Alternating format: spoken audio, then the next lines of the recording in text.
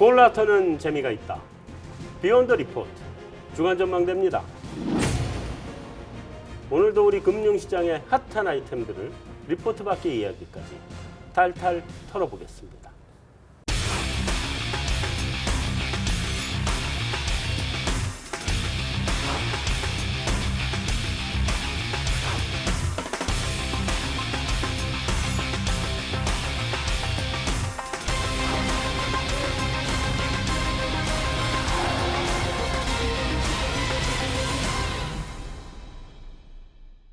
지금 프랑스에서 정말 그 말로 형언할 수 없는 그런 큰 사고가 터져가지고 전 세계가 좀 애도 국면에 빠져 있는데 그거에 엎친 데 덮친 기억이 이제 프랑스가 된 거면 원래 깔려 있는 거는 전 세계적으로 지금 성장률이 계속 하향 조정하고 있는 거 아닙니까? 그 IMF에서도 나오는 거 보면 이제 분기별로 계속 나오는 성장률 전망치를 보면 다 조금씩 계속 낮춰오고 있거든요. 그래서 이렇게 성장률도 하향 조정되고 있고 다음에 경제 외적인 변수도 터지고 이런 상황에서 우리 시장의 이런 변동성, 높아진 변동성을 어떻게 봐야 되나? 또 그 상황에서 외국인들이 계속 팔고 나가는 우리 증시가 펀더먼털이 있어서 팔고 나가 없어서 팔고 나가는 건지 아니면 이게 일시적인 현상인 건지 이런 거 등등해서 오늘은 종합적으로 한번 글로벌 시장의 이슈를 짚어보려고 합니다. 우리가 뭐 이런 거를 가지고 분석을 하기에는 참 미안한 국면이긴 한데 그럼에도 불구하고 금융시장에서 분석을 해야 되니까. 프랑스 사태가 지금 글로벌 금융시장에서 영향이 어땠어요? 저는 이제 제가 보기에는 그렇게 큰 영향은 없었다고 보는데요. 네. 우리 국내 시장에서 봤을 때는 뭐 섹터별로 약간 영향은 있었죠. 네. 아무래도 이제 여행 관련된 이런 주식들은 좀 많이 조정을 받았었고요. 네. 그 이외에는 뭐 크게 영향을 주지는 않았다고 보고 있습니다. 수치상으로 보게 되면 사실은 파리 사태가 나기 전 금요일날 조정이 많았고요. 네. 그러다 보니까는 이 사태가 난 이후의 숫자 보게 되면은 미국 증시는 3% 가까이 올랐고요. 당사자국인 프랑스도 2% 올랐고요. 독일도 2%, 우리나라도 한 0.8% 정도 올랐으니까 파리의 그런 참혹한 사태 이후에 증시는 오히려 훨씬 더 냉정했다. 그래서 시장의 영향은 없었다라고 보는 게 뭐 수치상으로는 더 정확한 표현인 것 같습니다. 그래도 일시적으로는 그게 충격이 없었어요, 일시적으로? 엄밀히 놓고 보게 되면 이제 월요일 증시가 가장 중요했는데요. 월요일 증시는 우리나라만 좀 조정이 있었고요. 네. 그 외 여타 국가들은 대부분 다 상승하는 모습을 보였으니까 돈이 얼마나 이성적이냐를 한번 절감했던 뭐 이벤트라고 볼 수 있겠습니다. 그래도 외환 시장은 좀 반응이 있었거든요. 아, 그래요? 일단 뭐 독일 국채 금리, 유로존 국채 금리가 하락을 하면서 유로 달러 환율이 이제 더 이제 하락을 했고요. 아무래도 뭐 테러 때문에 이제 주가 완화 기대가 좀 커지고 뭐 성장률에 대한 부정적인 전망도 더 커진 것도 영향이 있겠지만은 유로 달러 환율은 추가적으로 하락 압력을 받았습니다. 이유와 좀 뭐 다르지만 우리나라도 그러니까 작년에 이제 세월호 충격이 있었잖아요. 그때 우리는 좀 영향이 있지 않았었나요? 주식시장 자체 영향은 별로 없었는데요. 네, 경기는 좀 안 예, 좋아. 경기는 뭐 확실히 그것 때문에 소비는 위축되는 건 뭐 분명하게 수치를 받아볼 수 있었으니까 그러니까. 예, 심리적으로 타격이 확실히 컸다라고 볼 수 있겠습니다. 그 정말 그 파리 테러는 있어서도 안 되는 일이긴 합니다만 그래도 그것이 우리 금융시장에 상대적으로 영향이 크지 않았다는 점에서는 뭐 사람들이 냉정했다. 금융시장은 역시 좀 차가운 동물이다. 확실하게 알겠습니다. 네. 근데 사실 영향은 지금 FOMC가 더 컸던 거죠. 그렇죠. 예. FOMC 의제록이 어떻게 나왔어요? 어떻게 나왔길래 영향이 그렇게 있었어요? 뭐 발표된 거는 이제 시장에서 생각했던 것보다 더 천천히 이제 가는 걸로 얘기를 했는데 네. 원래 이제 페드 펀드 레이스이 9월 달만 하더라도 페드에서 이 발표했던 거는 1.4%까지 16년 말에 이제 보는 거였었는데 네. 시장에서는 솔직히 지금까지도 그거보다 한참 아래로 보고 있었거든요. 네. 지금도 이제 2016년 말에 한 90bp 정도의 그 페드 펀드 레이스를 보고 있는데 아무래도 1.4와는 굉장히 괴리가 있었던 거죠. 네. 근데 그 괴리를 어떻게 보면 좁혀줬던 그런 이벤트가 아니었나 싶고요. 우리가 미국 국채 시장의 그 금리를 보게 되면 2년물은 확실히 올랐어요. 근데 10년물은 오르지 않는 그런 모습이 나왔거든요. 그래서 일드 커브 자체가 약간 플래티닝 되는 부분이었는데 그만큼 어떻게 보면 앞으로도 길게 봤을 때 페드가 어그레시브하게 타이트닝을 하진 않겠다라는 게 이제 시장에서 어느 정도 받아들인 것 같고요.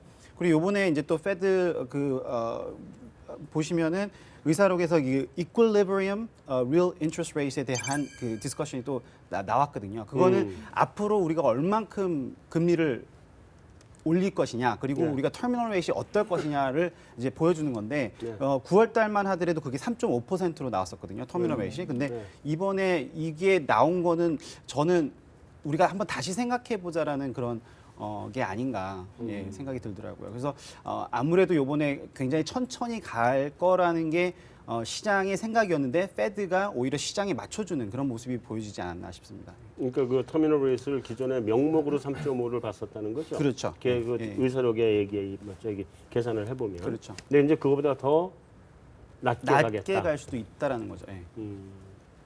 저는 근데 이런 그러면서 시장이 위험자산 선호 쪽으로 분위기가 많이 기울긴 했는데 역시나 이제 향후에 얼마나 어느 속도로 금리를 올릴 거냐 그런 것도 불확실성이 있기 때문에 이 위험 선호 분위기가 좀 계속 가지는 못할 것 같아요. 일단 12월에 올리기 위해서 시장을 진정시키기 위한 좀 그런 얘기들이 아니었나 싶고 좀 지켜봐야 될 것 같아요.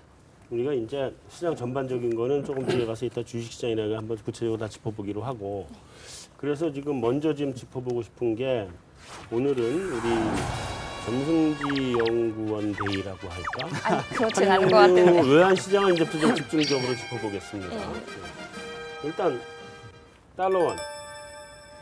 난 1100 밑으로 갈 줄 알았더니 갑자기 1200을 깰 것처럼 올라오대? 거의 지금 롤러코스터 그러니까요. 위아래 계속 출렁이고 있는 상황이거든요. 네. 일단 여기 보시면 10월 초 이후에 다시 신흥시장의 그 불안들이 좀 진정이 되면서 환율이 이제 급락을 했어요. 네. 계속 급락을 하고 10월 중후반까지 급락을 하다가 다시 또 이제 10월 FOMC에서 이제 올해 금리 인상을 할 거고 11월 초 나왔던 미국 고용 지표가 이제 서프라이즈가 되면서 미국 금리 인상에 대한 기대가 커지면서 달러 환율이 다시 거의 1,120원대까지 떨어졌다가 네. 1,170원대까지 지금 올라온 상황이거든요.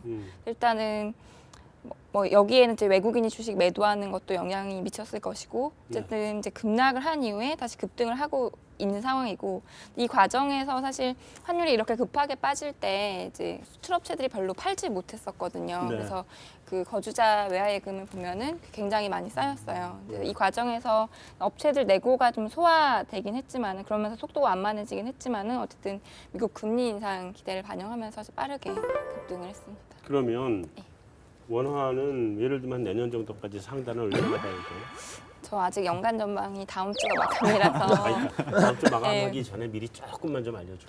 일단은 상단은 한 1,200원대 후반, 중후반 정도일 것 같고요. 아 중후반까지. 그러니까 중후반. 그러니까 왜냐하면 일단 미국 금리 인상하는 문제가 있고, 그 속도 때문에. 예, 두 번째로는 일단 이제 경상수지가 내년이 올해보다는 좀 줄 거거든요. 네. 그럴 건데 해외 투자는 아마 이제 연금은 거의 2배 정도로 늘릴 거예요. 그러니까 연금이 내년에 해외 투자 비중을 이제 확대를 하는데 내년부터 거기서 발생하는 달러 수요가 이제 올해보다 2배 정도 늘 수가 있거든요. 제가 네. 이제 추정을 해보니까. 그래서 네. 그런 수급적인 요인들, 그리고 외국인은 아마 미국이 금리를 올리면 그렇게 많이 또 워낙 우리 주식을 많이 살 것 같진 않고 네. 그래서 이제 좀 위를 조금 더 열어두긴 하는데 그래도 뭐 그 경상수지 흑자는 계속 나고 있긴 하고 또 원화 자산에 대해서 또 긍정적인 시각들은 유지가 되고 있기 때문에 뭐 다른 뭐 신흥 통화들에 비해서 혼자 막 튄다거나 그럴 가능성은 낮아 보이고요. 이제 달러가 강세인데 유로하고 엔은 어떻게 가요? 일단 유로가 더 약해질 가능성은 높은 것 같고요. 일단 뭐 ECB 같은 경우는 추가 완화를 강하게 시사를 했고 또 이제 경기 여건을 뭐 파리 테러도 좀 영향 어느 정도 미칠 것 같고 네. 그래서 뭐 경기 여건 그다음에 뭐 금리차 측면에서도 추가적인 하락 압력을 받을 것 같긴 해요. 그러니까 그게 예. 달러 요인뿐만이 아니라 유로 자체의 예. 요인도 크죠. 크다. ECB가 추가 완화를 할 거니까 네.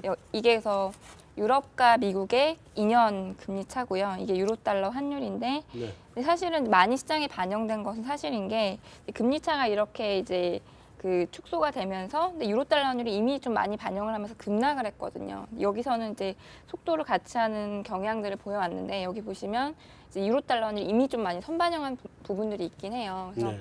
시장에서 말하는 그 패러티를 테스트는 해보겠지만 막 그 밑으로 폭락한 것을 기대하기는 좀 선반영된 측면이 있다는 그런 점에서 좀 쉽지 않지 않을까. 유로 달러는 계속 하락 압력을 받긴 하겠지만은 그리고 또 뭐 올해 나왔던 그 엔화와 유로화의 그 안전 통화로서의 역할 그런 것들도 금융시장이 불안할 때 좀 유로가 한동안 했죠. 발휘가 될 수가 있을 것 같고요. 네, 엔화 같은 경우는 사실 그 일본은 지금 추가 완화를 하고 싶은 생각이 별로 없는 것 같아요. 막 계속 재정을 차라리 풀자. 이번에 근데 구로다는 풀 것처럼 얘기하지 않았었나요, 최근에? 별로 그런 스탠스는 아닌 것 같아요. 아, 그래요? 네, 필요하면 풀겠다인 거지. 음. 그래도 이번에 나온 지표에 대해서도 사실 내부를 보면 나쁘지 않다. 뭐 이렇게 얘기도 하고 뭐 지표 안 좋은 게 기업 때문이다. 지금 기업들을 막 공격하더라고요. 투자를 좀 해라. 네. 이런 식으로 구조를 좀 개혁하는 쪽. 음. 일단 최대한 미루다가 뭐 내년에 이제 선거 앞두고 할 수도 있는데 하더라도 지금 채권을 그렇게 많이 살 수 있는 형편은 아니거든요. 살 채권이 많이 없어서 그래서 사실 추가 완화를 하더라도 뭐 약간 보여주기 식의 조금 더 매입한다거나 아니면 ETF를 산다거나 이런 식일 것 같아서 이제 BOJ 쪽 측면에 이제 엔화 약세 재료는 별로 없는 것 같고 근데 어쨌든 미국이 금리 올리면 달러 엔도 이제 오를 수는 있긴 한데 탄력은 굉장히 좀 작을 것 같아요. 이주열 총재님 보고 배웠나? 이주열 총재님도 지난번 하는 그 저거 할 때 금통위 할 때 구조조정 속도 내야 된다 이런 말씀하시고 그러시던데. 구로다가 보고 배운 것 같네. 네. 근데 정치권도 요새는 그 완화 쪽으로 안 가는 것 같아요. 아 그래요? 예, 그러니까 재정 풀자 차라리 이런 얘기들 많이 나오고 있어요. 미국의 입장은 어때요? 미국은 한동안 120을 넘는 건 곤란하다 이런 입장이었었잖아요. 지금은. 그건 여전한 것 같은 게 이번에 이제 그 지표가 나오고 그 IMF 연구원이 이제 도쿄에서 이제 세미나를 했는데 그 네. 나온 걸 보고 추가 완화 할 정도는 아니다. 기다려봐야 된다. 이렇게 바로 이제 코멘트를 했었거든요. 그래서 네. 아직도 그러니까 물론 IMF가 미국은 아니지만 그러니까 추가 완화를 이렇게 허용해주고 싶은 그런 스탠스는 아닌 것 같아요. IMF 미국은 아니어도 그게 이제 다 워싱턴에 이렇게 모여 있는 애들이기 때문에 예. 걔들끼리 서로 다 전화 통화해요. 이제 마지막 그 엔화하고 유로를 좀 정리하는 차원에서 나 유럽 여행 가려고 그러면 내년에 가야 돼? 내년에요. 네. 그러니까 아니 달러 강세의 요인은 유로나 우리나라 똑같이 받는 거고, 예. 그죠? 그러면 유로가 더 지금 추가적인 약세가 확실해지면 유로하고 원이 내가 예. 놀러 가기가 좋은 조건이 되는 거 아니에요? 예. 물론 내가 가긴 힘들 거예요 내년에 돈이 예. 없어서 유럽 여행 돈 많이 들더라고. 그러긴 하지만 어쨌든 유로는 추가적으로 약세를 좀 더 봐야 된다. 예. 얼마까지? 유로요. 예. 달러 유로가 1 밑으로 갈 수도 있어요.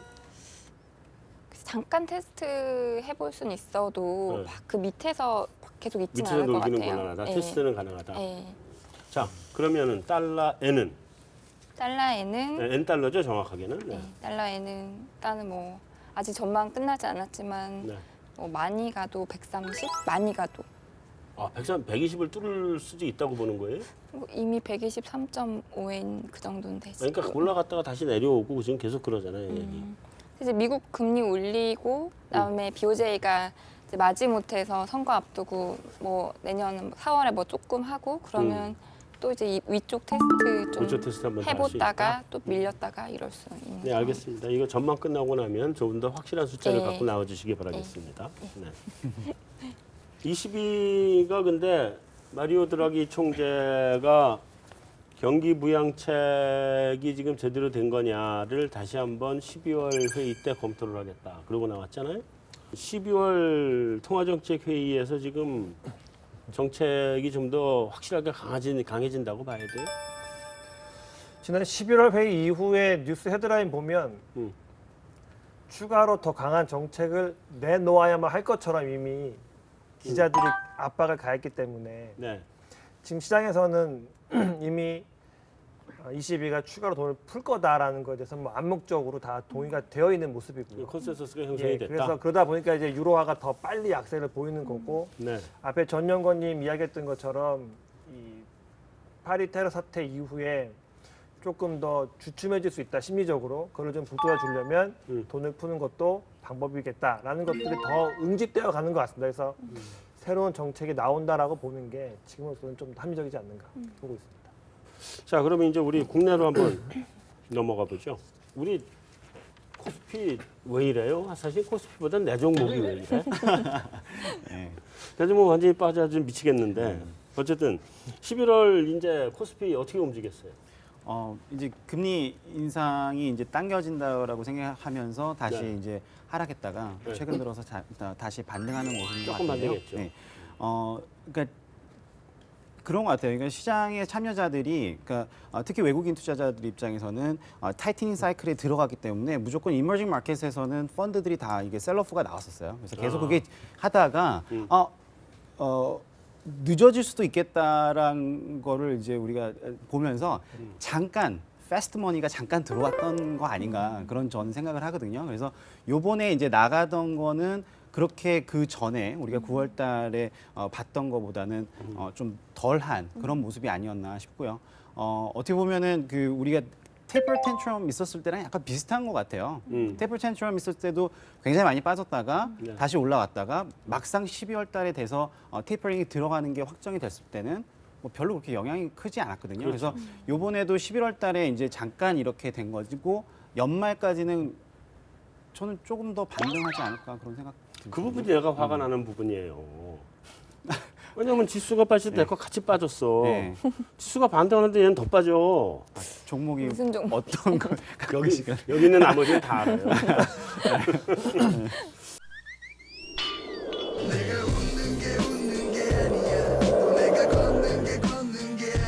외국인 얘기 잠깐 해주셨는데 외국인은 왜 이렇게 팔아요? 지금 뭐 11월 달만 놓고 보게 되면 한 7,800억 정도 주식을 그러니까. 팔았고요. 어.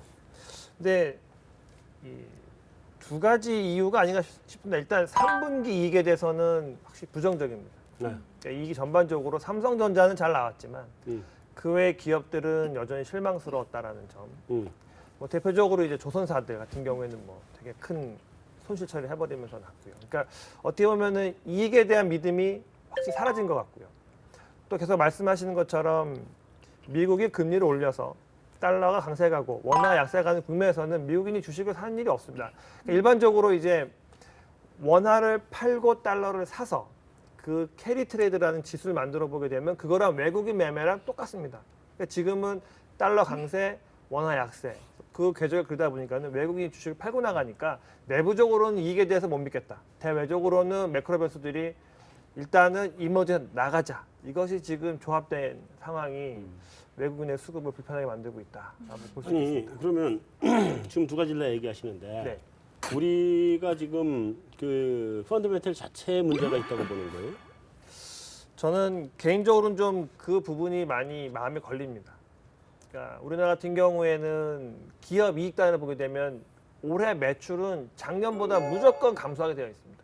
근데 이익은 어느 정도 버틸 것 같은데 그러면 결국은 이 마진을 잘 관리했다는 건데 앞에서 매출이 늘어나지 않고 마진 관리하는 것만 가지고 돈을 얼마나 더 벌어낼 수 있겠느냐 이걸 질문 던져봤을 때 사실 이게 되게 일회성이지 연속성은 없다고 보는 거거든요. 근데 내년에 매출도 올해보다 줄어들 걸로 지금 추정들을 하고 있어요. 그러니까 기초 체력에 대해서 좀 많은 색안경을 지금 끼고 볼 수밖에 없는 게 외국인의 입장이 아닌가. 그 걱정이 가장 앞선 부분입니다. 그 말씀하신 대로 우리나라 그 코스피랑요 원 달러 환율을 그려보면요 똑같이 움직입니다. 솔직히 우리나라 시장의 그 펀더멘탈을 우리가 꼭 봐야 되나 이런 생각도 드는데요. 그런 것 같아요. 패시브 펀드가 이게 글로벌 매크로를 보고 왔다 갔다 하는 게 우리 시장을 계속해서 움직였던 것 같아요. 근데 펀더멘탈하게 좋다 나쁘다를 떠나서 그렇게 움직였던 것 같고 액티브 펀드들은 솔직히 지금 코리아를 언더웨이트한 게 굉장히 오래됐거든요. 네. 거기서 더 언더웨이트하기 좀 민망할 정도로 그렇게 가져왔었어요.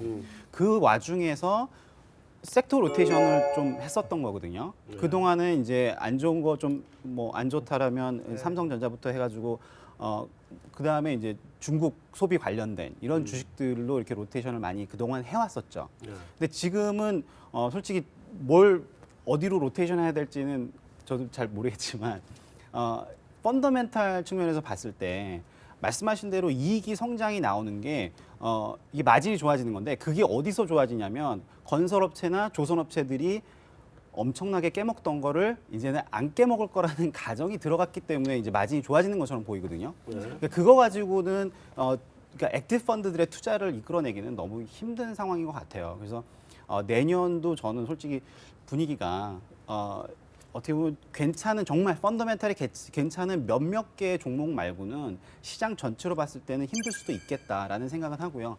하지만 여기서 저는 그러면 매크로로 시장이 움직인다고 보면 글로벌 우리가 그로스가 다시 픽업하는 그런 가정을 하게 된다면 또 한국 시장을 나쁘게 볼 필요는 없거든요. 그래서 미국이 좋아지는 거고 그다음에 달러가 강세를 가서 유로가 거기에 또 도움을 받고 그다음에 유로존이 도움 받는 게 또 중국으로 가고 우리까지 좋아질 수 있다 그러면 내년 하반기에는 어떻게 보면 베타 랠리를 좀 기대해 볼 수 있는 그런 해가 아닐까. 좀 자꾸 제가 헷갈려지는데, 그러니까 환율을 놓고 보면 지금 사면 안 되고, 그렇죠. 네, 세계 한 바퀴 돌아주면 또 올라갈 테니까 지금 사야 되는 거고. 그러니까 그 시간이 저는 내년 하반기 정도에 한번 오지 않을까요? 원화가 이게 그 디프리시에이션이 끝나고 나서는 항상 들어왔었어요. 말씀하신 대로 이게 그 시점이 반등 시점이더라고요. 원화 디비전이 끝났을 때. 자, 그러면 여기서 우리 다시 전승지 여신에게 돌아가서 몸을 돌려서 언제 끝나요? 지금 갑자기 받아서 언제 끝났는지 일단은 네. 미국의 내년 FOMC를 몇 번 거치면서 얘들이 빨리 갈 거냐 늦게 갈 네. 거냐에 대한 그게 형성이 돼야 원화의 레벨이 결정이 나겠죠? 네, 그럴 것 같아요. 일단 상반기는 일단 뭐 금리 3월에 올리고 하면 상승 압력이 이제 이어질 수는 있을 것 같고요. 네. 하반기에 가서 좀 속도가 뭐 안 빠르네 이런 분위기라면 또 이제 뭐 미국 금리 인상을 많이 반영을 했다 이런 인식이고 뭐 전체적으로 성장률이 다 같이 조금 올라오면서 미국과의 성장률 격차가 줄어들면 좀 다시 또 이제 반락할 수 있는데 저는 연간 전망을 다 써봐야 답이 나올 것 네, 같습니다. 알겠습니다. 죄송합니다. 이게 다시 한번 전망 다 쓰고 네, 보시기 네. 바라겠습니다. 네. 한 가지만 더 확인을 해보면 요거 올해 내로 120, 제 1,200원 찍을 것 같아요. 저는 안 갈 것 같은데요. 그러니까 올해 고점이 1208.8원이거든요. 그래서 그 위를 보기는 좀 어렵다는 생각을 하고 고점 있어요. 이상을 보기는 예, 힘듭니다. 저번에도 이제 올라갈 때 당국이 매도 개입을 했었거든요. 네. 당국이 또 이제 나설 가능성이 있고 네. 또 연말에 갔는데 이제 연말 환율이 너무 또 높으면 또 전에는 이제 높게 관리하는 게 일반적이었는데 또 요새는 또 너무 높으면 또 이렇게 좋게 비춰지진 않을 것 같아서 매도 개입도 할 수 있기 때문에 네. 예, 1200 위에서 마감하진 않을 것 같아요. 자, 이 시청자 여러분들 잘 봐두세요. 왜냐하면 여태까지 한 번도 틀린 적이 없는 우리 전승지 외환시장에 관해서는 정말 단 한 번도 틀린 적이 없는 전승지 여신께서 예언을 했기 때문에 아니. 잘들 알고 맞춰서 기대에 부응하도록 하시기 바라겠습니다. 네. 어쨌든 그럼 우리 증시에 대해서 거의 전반적으로 얘기가 나온 것 같은데 얘기가 이렇게 모여지는 게 맞나요? 그러면 일단 그 원화 환율이 상단에 갈 때까지는 계속 나간다. 들어오지 않는다. 그러면 상단까지 가고 난 다음에는 들어올 여건은 맞춰져 있다. 근데 그 이후에 글로벌 경기 자체가 턴어라운드를 하느냐 안 하느냐가 우리 주식시장에 돈이 본격적으로 들어오느냐 말 거냐를 결정할 거다. 그리고 그거는 내년 하반기쯤 가보는 게 맞을 것 같다. 그런가요? 예, 조금 힘을 더할 수 있는 부분은 환율의 평균의 전년 동기비의 그림을 그려놓고 기업들의 영업이익률 개선을 전년 동기비를 그려놓고 나서 1년 정도를 좀 그림을 달리놓게 되면 그러니까 환율을 앞에 놓고 이익률을 뒤로 놓게 되면요. 네. 환율이 움직여가는 궤적이랑 영업이익률이 변하는 궤적이랑 아주 흡사해집니다. 그러니까 달리 그러겠죠. 이야기하면 지금은 원화가 약세를 가는 국면이기 때문에 네. 이것이 제조업체들의 영업이익률 개선을 이끄는 거는 내년 중반, 하반기쯤은 가능할 거다라는 힘을 실어줄 수 있으니까 비슷하게 연초에는 환율이 조금 좀 복잡복잡 거리겠지만 그것으로 인해서 지금부터 시작된 원화의 약세는 어떻게 보면 내년 후반에 가서는 조금 더 빚을 발할 수 있지 않겠는가 해서 그때가 오히려 시장에는 조금 더 훈풍이 불 수 있는 시기가 아닌가 뭐 이렇게도 볼 수 있습니다. 대체로 보면 3개월에서 6개월 한 1년 정도 그 기업들이 선물 선도 거래를 해서 가죠 외환에 대해서 그죠? 그러니까 좀 지나야 반영은 되긴 되겠네. 지금 뭐 바뀌어봐야 다 이미 선물로 다 팔고 사고 다 해칭을 다 끝내놓은 상태니까. 좋습니다. 그럼 두 가지만 질문을 더 해봐야 될 것 같은데 하나는 좀 섹터별로 들어가서 지금 당분간 더 안 좋을 걸로 보이는 섹터들이 있나요? 소비자라든지 무슨 뭐 우리 뭐 기간 산업을 가는 거든지 아니면 중간재라든지 뭐 이런 소재 산업이라든지 뭐 이런 형태로 좀 하나 볼 수 있을 것 같고. 일단 우리나라 쪽에서 보면은 소재 업종들은 그러니까 정유화학은 여전히 유가를 관련해서 움직이기 때문에 네. 좀 연말까지는 조심해야 된다는 생각이 들고요. 네. 그다음에 그러면 철강도 별로겠네. 철강도 사실은 가격이 싸다. 그래서 이게 가치주로 변모는 했지만 거기까지 이제 돈을 잘 벌어서 우리에게 돈벌이로 가져다 주는 기업이냐 업종에 봤을 때는 아직은 아닌 것 같고요. 네. 그다음에 금리가 올라간다 했을 때는 어쨌든 간에 고퍼주들, 비싼 주식들 네. 그런 연말까지 일단 조심하는 쪽으로 가시는 게 훨씬 더 현명하다라고 보고 있기 때문에 일단은 피해야 될 주식들은 밸류에이션 상으로 비싼 주식들 그리고 유가와 관련되어 있는 업종들은 좀 피하시면 좋을 것 같고 품이 안 깼다면 뭐 적어도 지금 같은 경우에는 개별 종목보다는 지수 관련된 업종들 오히려 당장 안 좋지만 산업재 같은 경우들은 지수 관련되어 있는 큰 종목들이기 때문에 이런 종목들은 상대적으로 연말까지는 좀 운신의 폭이 생길 것 같습니다.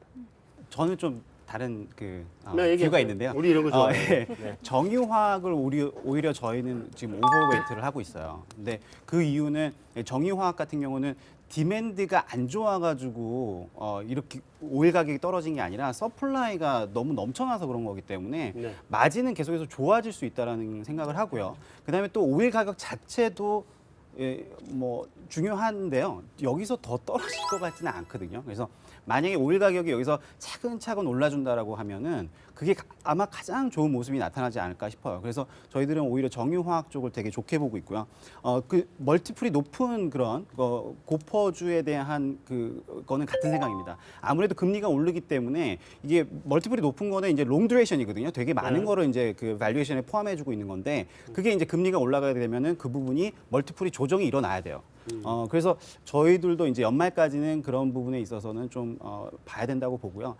또 내년에 가면은 솔직히 섹터별로 보는 것보다는 테마별로 보는 게 내년은 좀 맞을 것 같아요. 그래서 그래요? 뭐 만약에 우리가 EV 배터리나 뭐 이런 거 LG 화학이나 이런 그런 테마 위주로 가는 게 맞지 않을까. 그렇게 되면은 뭐 LG 전자도 이제는 뭐 EV 부품으로 많이 가잖아요. 그래서 전기차에 전장으로 가고 있죠. 그렇죠. 전자 뭐 이렇게 보는 게 아니라 그 하나의 팀으로 묶어서 보는 네. 그게 오히려 더 맞지 않을까 앞으로는. 그래서 이게 솔직히 섹터가 이제 구분이 안 되는. 그러니까 특히 전기전자나 뭐 이런 자동차 이런 게 이제 컨버션이 일어나는 데 있어서는 섹터를 보는 것보다는 이제 테마를 보는 게 더 중요하지 않을까 그런 생각을 해봅니다. 대체로 장이 망가졌을 때 이렇게 테마로 보고 그러는데 아니면 개별 종목으로 가든지 그런 쪽으로 장이 망가졌다는 얘기죠 지금. 예, 비빌언데 높지 않습니다. 네, 알겠습니다. 네, 다음에 이제 한 가지만 더 확인을 해보면 우리가 주식시장을 다 물어봤으니까 코스닥 시장은 어떻게 봐야 돼요? 코스닥 시장 뭐 올해 그래도 한 해를 잘 풍미했고 그렇기 때문에 내년에는 조금 쉬어도 뭐 크게 어색하지 않다. 근데 다만 개인적으로 고민은 제약바이오가 비싸서 올해 돈도 벌어주고 돈도 까먹게 했지만 내년에도 제약바이오는 한 번쯤은 더 시장을 풍미할 수 있는 재료를 갖고 있기 때문에 코스닥이 쉽게 무너지지 않을 것 같다. 왜냐하면 여전히 제약바이오라는 되게 좋은 전 세계적으로 묶인 테마가 있기 때문에 네. 제약바이오가 버티면 코스닥 시장 상대적으로 버텨볼 만하다라고 생각하고 있기 때문에 연말까지는 조심하는 건 분명하지만 내년을 물어보신다면 내년에는 뭐 이런 업종을 중심으로 코스닥은 품이 안할 생각은 있습니다. 자, 여기는 그러면 코스닥에서는 뭐 특별히 추천해줄 이렇게 하면 좋겠다. 뭐 이런. 예, 개별 종목은 추천 안 예, 하셔도 예. 되고. 이 바이오라는 이 테마는 앞으로 이제 글로벌리 이제 에이징 파퓰레이션 네. 들어가는 상황에서 네. 계속해서 이게 테마로 남을 것 같은데요. 네. 솔직히 작년에 보시면은 선별하지 않고 그냥 무조건 다 갔던 것 같아요. 올해까지 해서.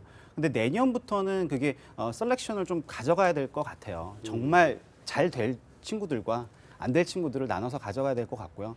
특히 이제 금리가 오르는 상황에서는 그런 이제 버블리시한 그런 종목들은 어느 정도 타격이 올 수 있거든요. 그래서 네.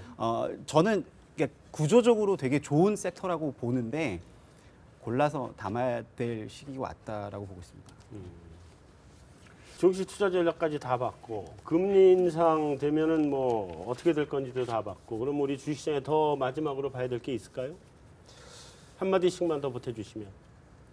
내년을 본다고 하면 이제 올해까지는 우리나라 국내 기업들의 좀 상호 구조 조정 같은 게 좀 있었죠. 서로 기업들을 인수하고 팔고 이런 것들이 내년에 그 기업들이 어떻게 시너지를 낼 건가는 좀 지켜보고 싶습니다. 그러니까 그동안에는 부진한 것들끼리 뭐 말이 많았지만 그런 구조 조정이 우리나라 기업들의 어떤 체질과 이런 것들 바꿔줄지 개인적으로 내년에 가장 지켜보고 싶은 이벤트니까 그런 기업들 오히려 잘 보시는 게 좋을 것 같습니다. 저는 그 섹터별로 이제 담당하는 부분이 제 금융을 담당하고 있는데 네. 지난 5년 동안 되게 미움받았던 sek터죠. 근데 이제 금리 인상 사이클로 들어가면서 처음으로 4년 만에 한번 보시는 것도 좋지 않을까 말씀드립니다. 알겠습니다. 네. 여기는 한마디 더 시키고 싶어도 예. 그냥 전만 끝나고 와서 한마디 더 하세요. 예. 오늘은 그냥 여기까지만. 예. 네. 자, 이걸로 메인 토크는 마무리하도록 하겠습니다. 우리 증시 또 외환시장에 대해서 충분하게 말씀을 드린 건지는 모르겠습니다만 부족한 건 요 다음 시간에 또 다시 공부를 좀 더 해가지고 와서 하신다니까 다음 시간에 또 다시 하기로 하고 여기서 마무리하겠습니다. 다음은 외신 인사이드가 되겠습니다.